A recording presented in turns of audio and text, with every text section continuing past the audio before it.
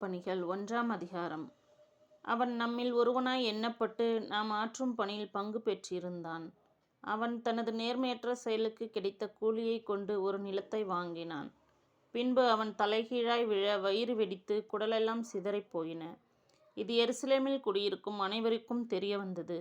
அதனால் அந்த நிலத்தை அவர்கள் தம்மொழியில் அக்கலிதமா என வழங்குகின்றார்கள். அதற்கு இரத்த நிலம் என்பது பொருள். திருப்பாடல்கள் நூலில் அவன் வீடு பாழாவதாக, அதில் எவரும் குடிபுகாதிருப்பதாக என்றும் அவனது பதவியை வேறொருவர் எடுத்துக்கொள்ளட்டும் என்றும் எழுதப்பட்டுள்ளது. ஆகையால் ஆண்டவர் இயேசுவின் உயிர்த்தெழுதலுக்கு சாட்சியாய் விளங்க அவர் நம்மிடையே செயல்பட்ட காலத்தில் நம்மோடு இருந்த ஒருவரை சேர்த்துக்கொள்ள நாம் கூடி வரவேண்டியது தேவையாயிற்று.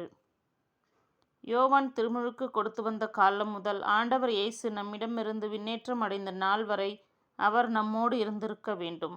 அத்தகையோருள் இருவரை முன்னிறுத்தினார்கள். ஒருவர் யோசேப்பு என்னும் பெயர் கொண்ட பர்சபா, இவருக்கு யுஸ்து என்னும் பெயரும் உண்டு.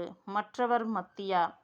பின்பு அவர்கள் அனைவரும், ஆண்டவரே, அனைவரின் உள்ளங்களையும் அறிபவரே, யூதாசு திருத்தொண்டையும் திருத்தூதர் பணியையும் விட்டகன்று தனக்குரிய இடத்தை அடைந்து விட்டான்.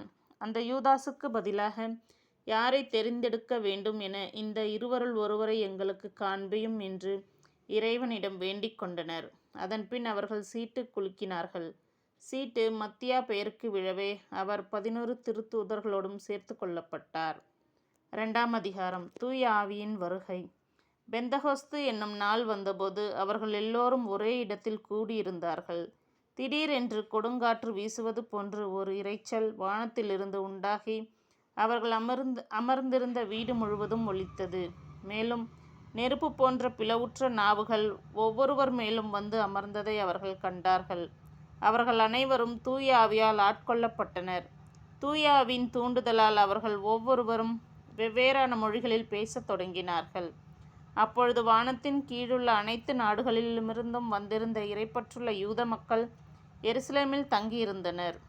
அந்த ஒலியை கேட்டு கூடிய திரளான மக்களுள் ஒவ்வொருவரும் தம் சொந்த மொழிகளில் அவர்கள் பேச கேட்டு குழப்பமடைந்தனர். எல்லோரும் மலைத்து போய், இதோ பேசுகின்ற இவர்கள் அனைவரும் கலிலேயர் அல்லவா?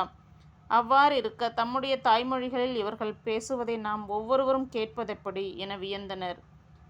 பார்த்தரும் மேதியரும் எலோமியரும் மெசபத்தோமியா, யுதேயா, கப்போத்தியா, போந்து, ஆசியா ஆகிய நாடுகளில் வாழ்கின்றவர்களும், பிரிகியா, பம்பிலியா, எகிப்து, சிரோன் நகரையொத்த